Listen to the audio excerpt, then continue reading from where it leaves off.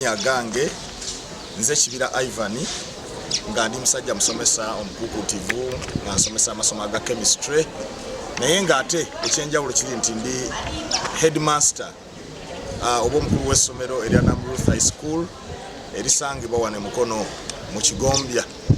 Ekyamazima kiri nti okusoma kw'olusoma luno olwokusatu kutandisira Kimpowooze abaana bajja kasoobo abazadde abasinga bemulugunya ku fees bagamba tebalina sente bulungi bonna bakompenga baga tulina sente so abaana babadde bajja kasoobo ate nga n'abazze nabo era ensasula yaabwe nga nafu buli muzadde akugamba buli muzadde akuba kwegayirira munnange fees siraba bulungi sente kiriza omwana wange aze nga asusuddeko akatundu kale n'olwekyo tutandise na Kimpowooze mu mbeera eyo. Ate nga ekyo kitukalubiriza ffe nga ab'essomero kubanga buli kintu kati kigula buwana n'emmere eri waggulu ebijanjalo biri waggulu biiru z'amazzi biiru z'amasannyalaze kale kugenda okulaba nga enzirukanya y'essomero etuzitoyeeko mu mbeera eyo olw'okuba nti abazadde tebalina sente ate nga ebyetaagisa biki bingi nnyo. Bwe nzijako ku nsoma eno empya eya new curriculum eno nnyinza okugamba nti tulina obuzibuzi bwe tugifunyemu kuba first of all ebikozesebwa bya bbeeyi yeetaagisa ebintu bingi.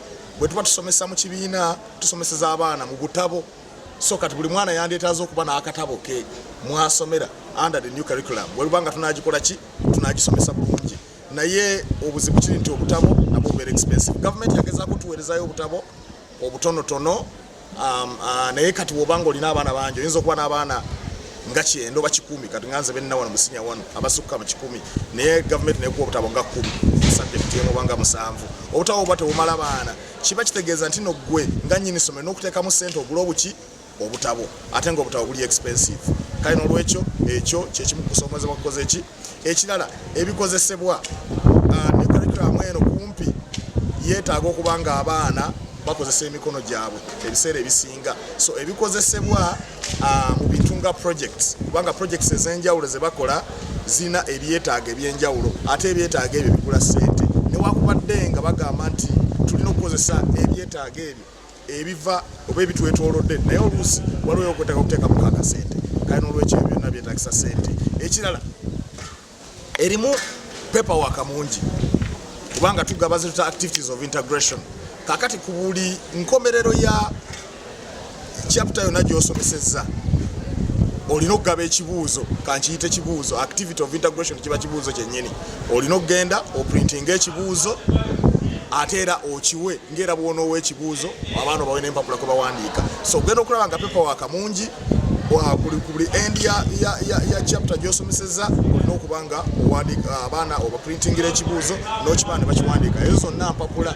Waliwo ebintu ebirala nga projects nayo zeetaagisa empapula okuwandiikako ng'oggyeko ebikozesebwa ezo nawo mpapula nnyingi. Waliwo ze tuta observation checklists ezo nga buli musomesa ku buli mwana ku buli subject alina okuba nga omwana omwetegereza omwana asoma atya mu kibiina yeeyisa atya naye nga okutwaliza awamu ku new curriculum nze ndaba kati etuuse wenyumira kubanga ebiseera ebiyise tubaye tumanyi ebibuuzo bigenda kuba bitya kubanga jjukira ebintu nga observation ebintu nga projects ebintu nga activities of integration ebintu nga subject achievements ebyo bigenda kuba nga bitwala max 2 ku 10 max ziri 8 ku 10 zezigenda okuva mu UNEB ebibuuzo abagenda bakola ebyaki ebyakamalirizo tubaye tumanyi binaabeera bitya naye juzi wano gy'oli abalamu UNEB yayise abasomesa bonna ku exercise gye bayise retooling neddamu okubalaga ebibuuzo byabe bigenda kuba bitya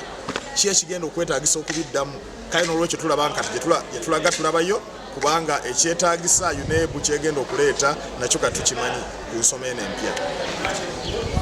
Ensonga ya gavumenti okuvaayo n'egamba nti tulina okukoma ku baana obutajja na byuma bino ng'amasimu ku ssomero ensonga eyo ddala mu butuufu nze ndaba nga nsonga ntuufu ddala kubanga ensangi zino ebitingana ku masimu bingi pornography ebintu ebyenjawulo ebibeera ku social media olulimi olukozesebwako oluusi olulimi olukozesebwako n'ebiyitira ku mitimbagano ng'amasimu bisobola okulemesa omwana okusoma.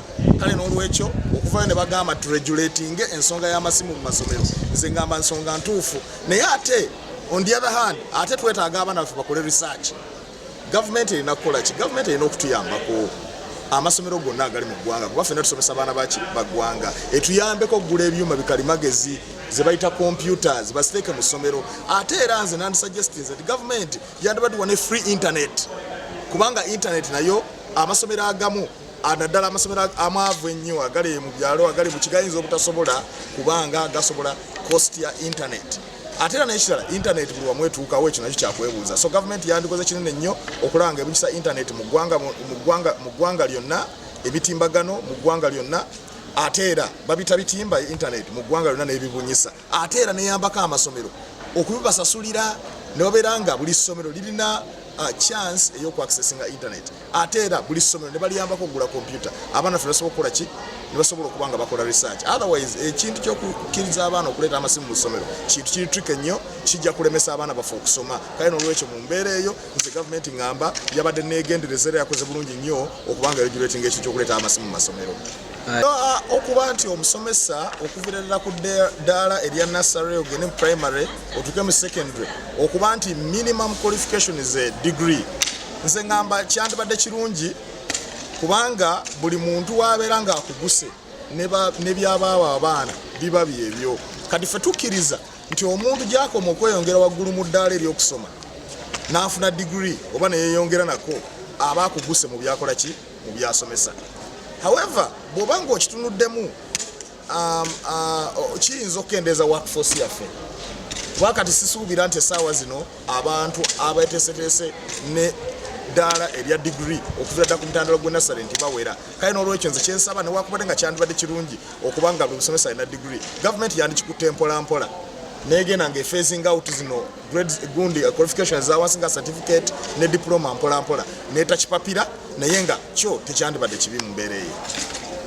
Nze Sebukalu Boniface, omukulu wa ssomero lya Seta High School wano e Mbalala Mukono. Okutandikira ddala njagala okwebaza gavumenti okuba nti yalaba era neeteesa bulungi newuliriza n'abo abasomi recommendations ebaali bagaba okulaba nti tukyusa mu ngeri abaana baffe gye basomamu, abaana obutasoma kubeera nga mpusu nti kyawulidde kyaddamu. Nga omuntu asobola okufuluma university nga bagamba afunye first class, naye nga first class eyo agifunye just mu kubeera nti asobola okusoma ekintu n'akiddamu, naye nga bw'omugamba nti beerako kintu ky'okola ng'ate tasobola. Kati nga ffe eno abawa abantu emirimu tukiraba nti omuntu asobola okujja nga alina first class, naye ate nga bw'omugamba kugenda mu kibiina okubeerako obuweereza bwakola okusinza bwe yasoma nga takisobola. So gavumenti okuba nti yakola enkyukakyuka twagala okubeebaza, era gavumenti ya NRM kino kye kimu ku kirabo kyemuwadde eggwanga mu kiseera kino. Abaana baffe bw'otunuuliramu ensoma empya ereetedde abaana okuba nti bafumintiriza ku bintu nga tebannabikola oba nga tebannaba kubeera nga babirespondingako okwokubiddamu. Budde buli bakugambanga nti wa engeri abantu bayita bantu bwe bamigratinga ab'okumuvinga okuva mu nsi gye baalimu okutuuka mu Uganda. Kale ng'ekyo omwana tekimwetaaga kuba nti akifumintirizaako, yeetaaga kuba nti yakisoma n'akiteeka mu bwongo wano n'abeera nga addamu buzzi. Naye ennaku zino abaana bwe baba basoma mu ngeri gye tuyita scenario, bakuwa embeera eriwo, kati ng'embeera eyo yerimu ze tuyita learning tuyita competencies, ebyo ebiruubirirwa ebiteekeddwa okubeera nti omwana abifunye, ezo skills, obukugu bwafunye oluvannyuma lw'okusoma ekintu.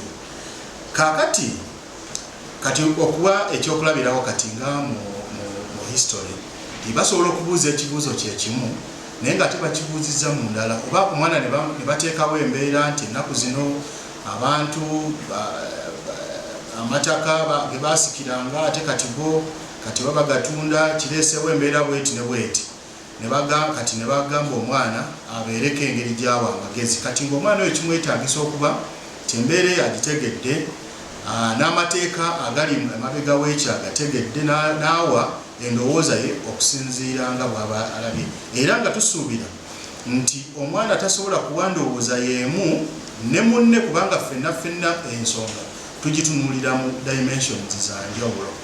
So kyekyo kituyambyeko nti abaana baffe omulembe guno gugenda kubanga kisooka nga gusooka ne bwekenneenya nga gusoma ne gutegeera ne gulyoka guddamu.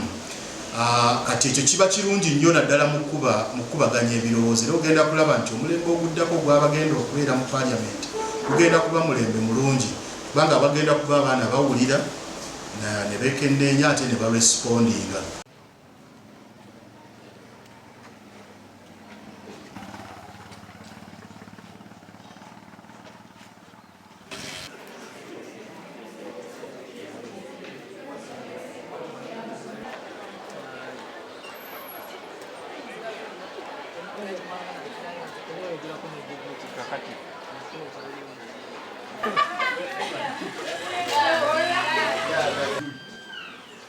Are we together? When you have forgotten, you come back for consultation. Okay?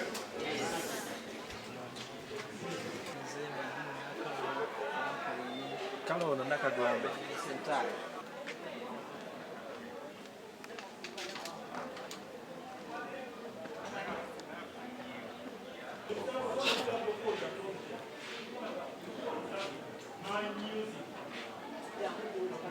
Then we are what we call a boot sector virus. Boot sector virus. This virus here is also affecting the computers, and how does it? You are safe. Are we together? You have the question paper. You say, let me do it and see if good to go. Good to go. And it's like a bed bug. You're moving a taxi, you get that insect, you need only one to get it. Then we have what we call a boot sector virus. Boot sector virus. This virus here is also affecting the computers, and how does it?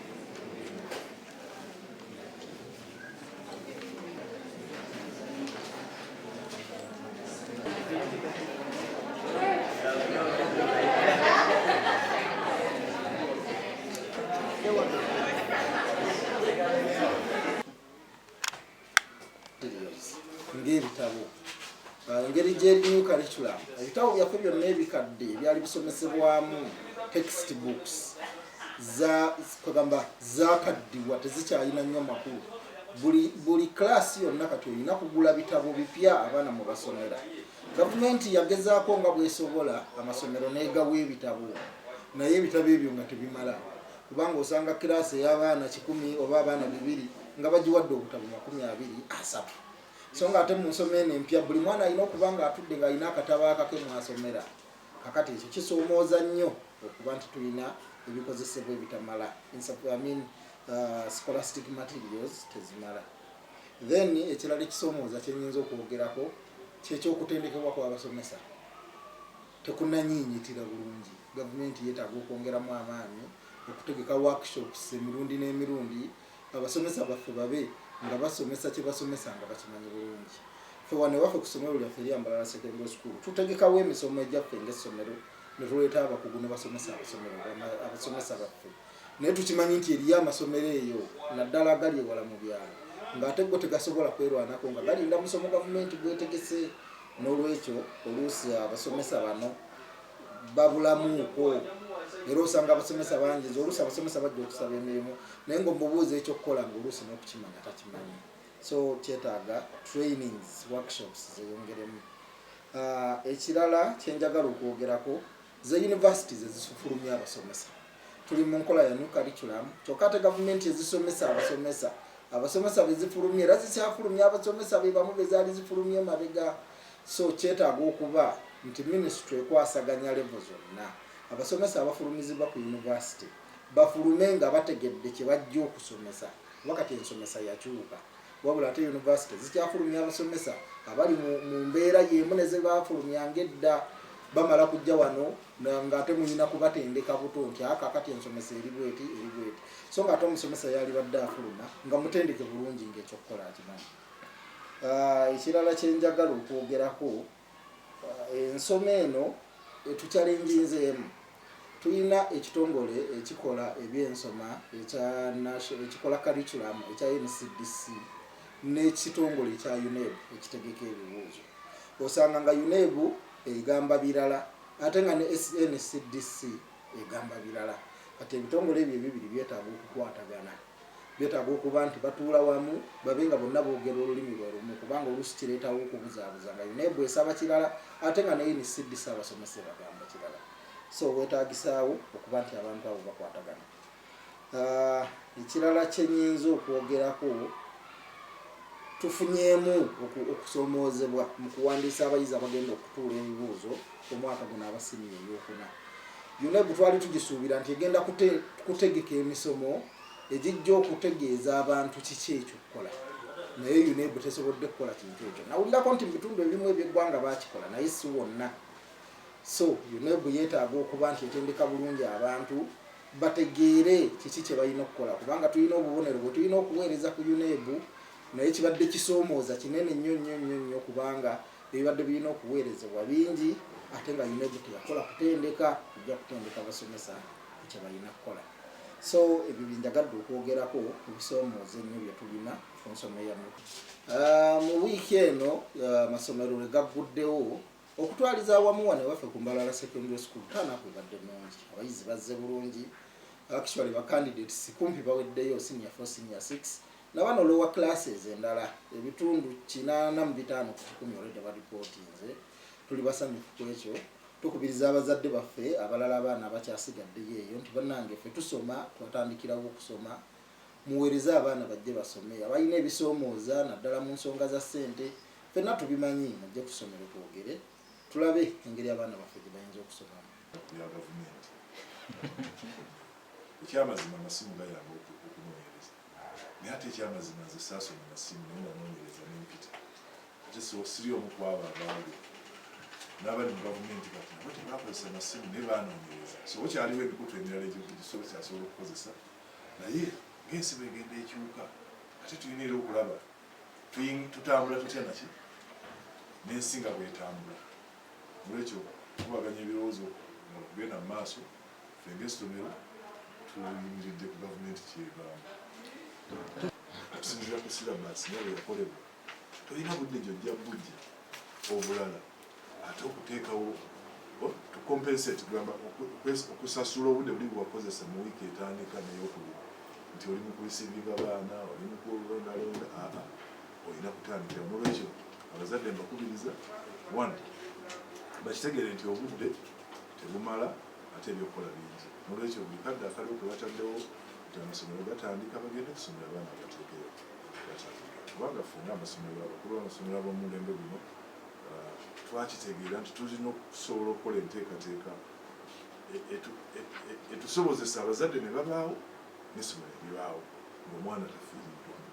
N'olwekyo abazadde bakole okusoma. Ekyokubiri abayizi nabo bakitegeere nti ndikirya gye bakimutikka gwe ne bw'osigalayo eka ng'olowooza nti wiiki esooka yakulyamu ku miyembe kutaba ku munyamboozi byo ebisomesebwa bisigala nga bye bimu bye baagereka era bali babuuza ebibuuzo bagenda kubuuza nga tebafaayo bawatandikirawo batibakola ki tebatandikirawo bo baba baagala kubuuza. Ebigezo briefing y'abaana ba senior eriyo nga 11 October ziwiiki nga 3 okuva kati kyendowooza nti amasomero gakyayongera okubangula abaana n'okubawagala olunaku lunaatuukira tujja kuba twongedde okweteekateeka okusomooza kwendabyewo mpozi okulala mu ntegeka y'ebigezo kuli nti timetable gye baatuwadde gye tulowooza nti UNEB gyegenda okutambulirako baatuwa draft naye nga nfuutiike nnyo weesanga nti ebigezo eby'ensonga abaana bagenda bikolera mu wiiki emu nga tulaba kyabulabe abaana bano okuba straining ennyo so nga ate obudde bubadde weebuli naye weesanga nga ennaku endala teziriiko nnyo byakukola